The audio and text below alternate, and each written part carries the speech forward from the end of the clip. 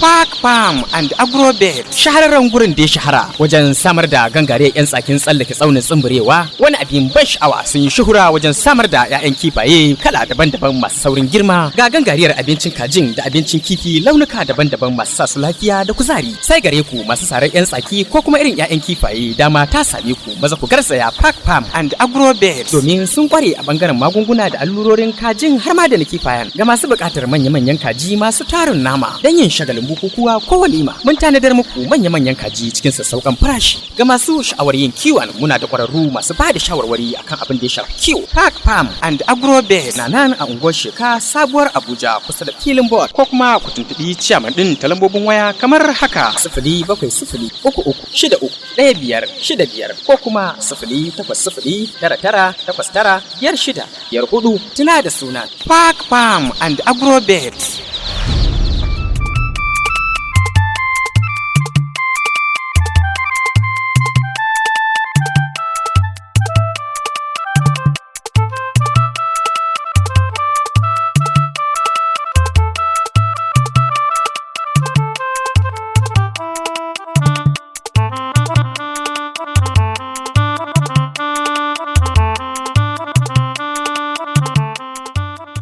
A yau insha Allah za mu magana ne akan magungunan mura.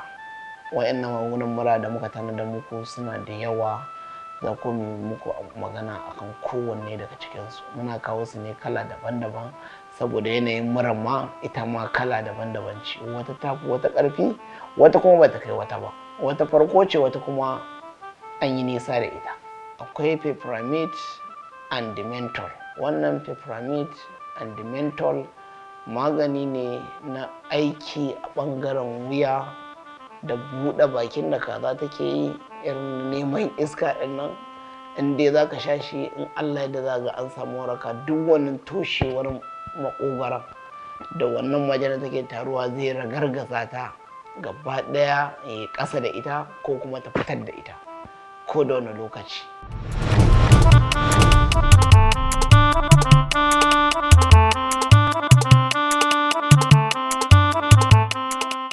A yau insha Allahu za mu magana ne akan yadda ake haɗawa kaji jarirai ko leya ko cockerel ko kuma maja da dai shauran ƙananan kaji wanda ba broilers ba ne, yadda ake haɗa musu abincinsu chicken mash kenan. Wannan chicken mash ɗin ana haɗawa cockerel, ana haɗawa leya jarirai wanda ba su fara ƙwai ba, ma'ana pullet 'yan jarirai wanda ba su fara kwai ba 'yan kwana ɗaya zuwa sati 9. Wannan shine haɗin kayan abincinsu, yadda za ka haɗa mai ingredients ɗin da ake buƙata kenan gurin haɗa wannan abincin. Za mu lissafo su ɗaya bayan ɗaya a hankula yanzu. Akwai masara, ana buƙatar kilo 430. Akwai buntu, ana buƙatar kilogiram 100. Akwai PKC, muna buƙatar mu samu kilo 60. Akwai ginarot cake wato kuli-kuli 200 gram. Waken suya 100 gram. Akwai fish meal kilo 30. Akwai limestone kilo 30. Akwai bone meal, shi ma muna buƙatar kilo 30.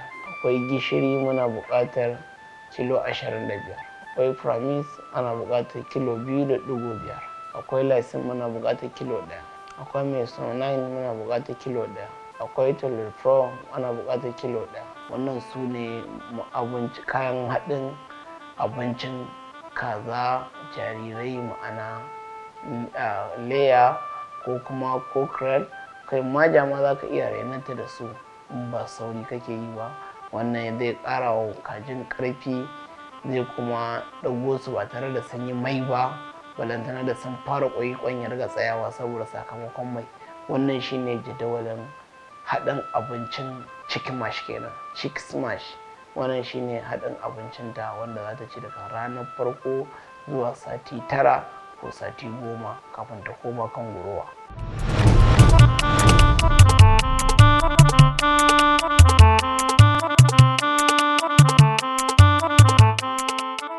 A yau insha Allahu za mu yi magana ne akan jadawalin haɗa abinci na gurowa wanda za ta ci daga sati 10 zuwa lokacin da za ta fara layin kafin ta hau kan leya.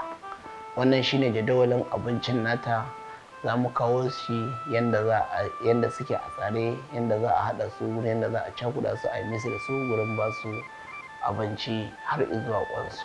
Ana buƙatar masara kilo 300, sai kuma PKC kilo 150 muke da buƙata, sai kuma Albron kilo 200, sai kuma gina road cake kilo 200, sai limestock kilo 50, sai bonus meal kilo 30, sai soya kilo 30. Muna buƙatar fish kilo 20, gishiri kilo 4, sai pramis kilo 1, sai lysine shi ma kilo 1, sai maize shi ma kilo 1, sai max ginin kilo 1.